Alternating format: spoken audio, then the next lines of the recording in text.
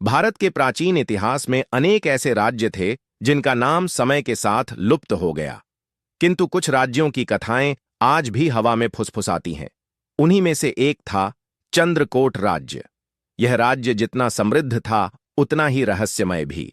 उसके किले, विशाल महल और घने जंगल मानो कोई राज छिपाए हुए थे। लोग कहते थे कि उस राज्य पर एक ऐसा अभिशाप था जिसने पूरे राजवंश को धीरे धीरे निगल लिया। अध्याय 1। महल का वैभव और डर। राजा विक्रांत सिंह चंद्रकोट का शासक था। ऊंची कदकाठी, चौड़ा माथा और भाले जैसी आंखें। उसकी ख्याति दूर दूर तक फैली थी।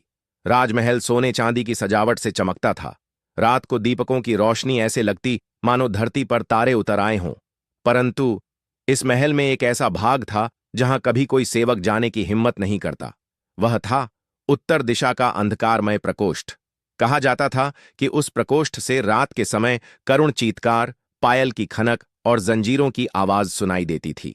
अध्याय 2। रानी का रहस्य। रानी यशोदा सुंदर और कोमल हृदय वाली थी, लेकिन उसकी आंखों में एक अजीब सा भय हमेशा झलकता रहता। लोग कहते थे कि रानी रात के समय महल के उस बंद हिस्से की ओर खींची चली जाती थी। राजा ने कई बार रानी से पूछा, रानी, तुम उस अंधे हिस्से के पास क्यों जाती हो? पर रानी हर बार चुप हो जाती। अध्याय 3। परछाइयों का खेल।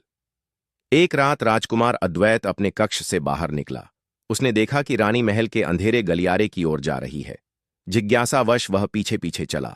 अचानक उस प्रकोष्ठ का विशाल दरवाजा अपने आप खुल गया। भीतर गहरा अंधकार था। राजकुमार ने देखा, दीवारों पर लाल धब्बे मानो खून की परत जमी हो। फर्श पर टूटी हुई मूर्तियां और बीच में एक बड़ा सा काले पत्थर का सिंहासन रखा था। उस पर बैठी थी एक औरत, चेहरा धुंध से ढका, आंखें अंगार जैसी लाल। अध्याय 4। शापित आत्मा। वह औरत बोली, अद्वैत, तू आखिरकार आ ही गया। राजकुमार का कलेजा कांप गया। तुम कौन हो? औरत की आवाज में करुणा और क्रोध दोनों थे। मैं हूं रागिनी, इस राज्य की पहली महारानी। मुझे विश्वासघात कर जिंदा दीवारों में चुनवा दिया गया था। मेरा लहू इस पत्थर ने पिया है। जब तक यह राज्य है, मेरी आत्मा भटकती रहेगी। हर पीढ़ी की रानी मेरे अधीन होगी। तुम्हारी मां यशोदा भी अब मेरे वश में है। राजकुमार सिहर उठा। अध्याय 5। खून का चांद। कुछ ही दिनों में चंद्रकोट पर एक विचित्र घटना घटी। आसमान में चांद लाल हो गया। महल के ऊपर कौओं का झुंड मंडराने लगा। उसी रात राजा विक्रांत सिंह को सपने में वही लाल आंखों वाली रागिनी दिखी। उसने कहा, तेरे राज्य का अंत निकट है। तेरे खून से मेरी मुक्ति होगी। राजा घबराकर उठा, पर उसके हाथ में सचमुच खून लगा था।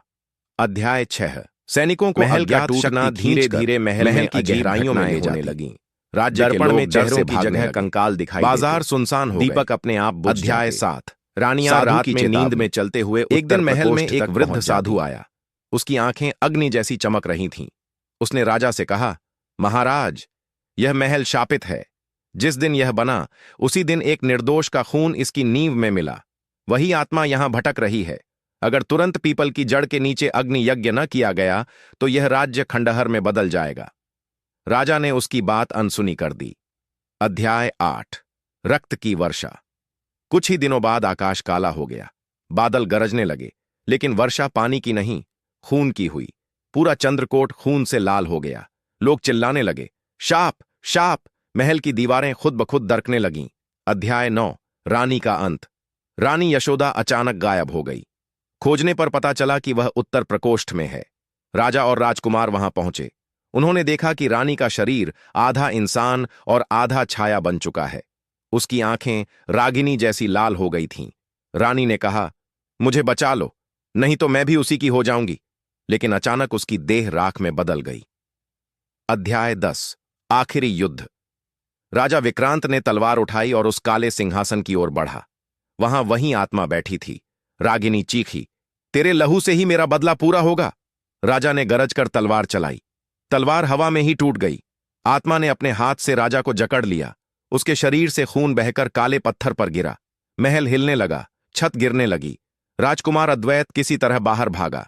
उपसंहार जब सुबह हुई तो चंद्रकोट का महल खंडहर बन चुका था। राजा, रानी और पूरा राजवंश मिट चुका था। लोग कहते हैं कि आज भी उस महल के खंडहर